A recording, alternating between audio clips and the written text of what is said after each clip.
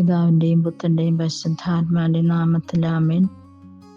വിശുദ്ധ യോഹന്നാൻ എഴുതിയ സുവിശേഷം 11-ാം അധ്യായം 19 മുതൽ 27 വരെയുള്ള തിരുവചനങ്ങൾ.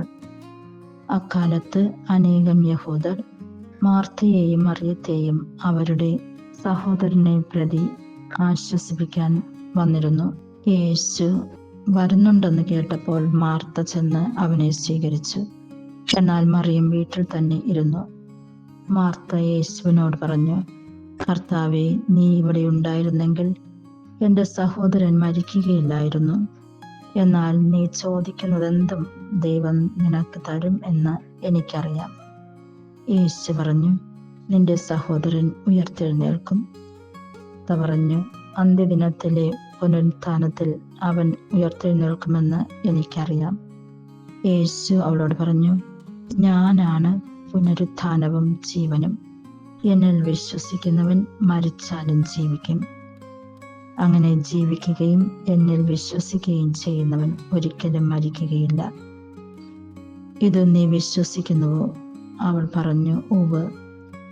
കർത്താവേ, നീ ലോകത്തിലേക്ക് വരാനിരിക്കുന്ന ദൈവപുത്രനായ ക്രിസ്തുവാണെന്ന് ഞാൻ വിശ്വസിക്കുന്നു. ഇന്ന് തിരുസഭ മാർത്തയുടെ തിരുനാൾ ആഘോഷിക്കുന്നു. വിശുദ്ധ മാർത്ത ഇത്ര വലിയ പ്രഖ്യാപനമാണ് യേശുവിനെ കുറിച്ച് പറയുന്നത്. ലോകത്തിലേക്ക് വരാനിരിക്കുന്ന ദൈവപുത്രനായ ക്രിസ്തുവാണെന്ന് ഞാൻ വിശ്വസിക്കുന്നു എന്ന് അവൾ പ്രഖ്യാപിക്കുന്നു. യേശുവിനെ കുറിച്ചുള്ള വലിയൊരു സാക്ഷ്യമാണ് അവൾ നൽകുന്നത്. യേശുവിൻ്റെ ആ ശക്തിയിൽ, യേശു ദൈവമാണെന്നുള്ള ആ ശക്തിയിൽ അവൾ വിശ്വസിക്കുന്നു.